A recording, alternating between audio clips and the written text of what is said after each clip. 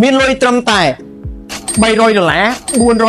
$500 ចូលរួមមុនបងអាចដកម៉ូតូ Honda PCX ឆ្នាំផលិត023នេះយកទៅជិះបានទេបងណាស្ដាប់អត់ច្រឡំទេមិនមែនបងម៉ូតូហើយ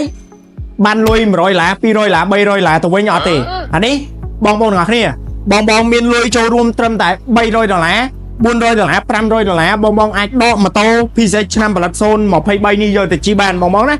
យើងចូលស្តុកច្រើនមែនតើបាទខ្ញុំបញ្ជាក់ជូននេះជាប្រភេទម៉ូតូជប៉ុនបងបាទឆ្នាំផលិត023កម្លាំង 125cc យើងមានស្តុកច្រើនខ្លាំងមែនតើមិនថា020 21 22 23 24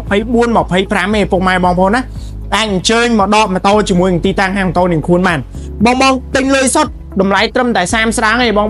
ប្រភេទម៉ូតូกระดาษពុនមកពីជប៉ុនគឺថ្មីស្អាតខ្លាំងមែនតើបងតាសារដល់បងជាប្រភេទម៉ូតូกระดาษពុនមែនតែដូចកេះចឹងបាទ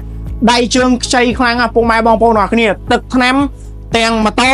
ទាំងទឹកថ្នាំទាំងខ្សែខ្សងធានាម៉ូតូមូលម៉ូតូសំណុំឲ្យពុកម៉ែបងប្អូនអរគ្នាមកជុំបងបាទតម្លៃសមរម្យហើយជាពិសេសម៉ូតូដែលមានគុណភាពហើយបូកផ្សំជាមួយនឹងការធានាដែលច្បាស់លាស់ត្រឹមត្រូវចេញពីហាងម៉ូតូនឹងខ្លួនទៀតបងអញ្ចឹងទៅរកណាបានបាទអាចអញ្ជើញមកដល់ទីតាំងហាងម៉ូតូនឹងខ្លួនមិនថាបងប្អូនទិញលុយសុទ្ធមិនថាបងប្អូនវាយដូរបងរំលោះឬក៏ដាក់ឯកសារបងយើង free ស្លាកលេខភ្នំពេញជូនពុកម៉ែបងប្អូនតែម្ដងបងប្អូនណាបាទទិញលុយសុទ្ធតម្លៃត្រឹមតែ30ស្ដាងទេបាទបងរំលោះតម្លៃត្រឹមតែ30ជាងដូចគ្នាបងណាគឺយើងអត់អេតច្រើនទេអញ្ចឹងពុកម៉ែបងប្អូនអរគ្នាចង់បានតម្លៃម៉ូតូមួយដែលធូរថ្លៃហើយសមរម្យបូកផ្សំជាមួយនឹងគុណភាព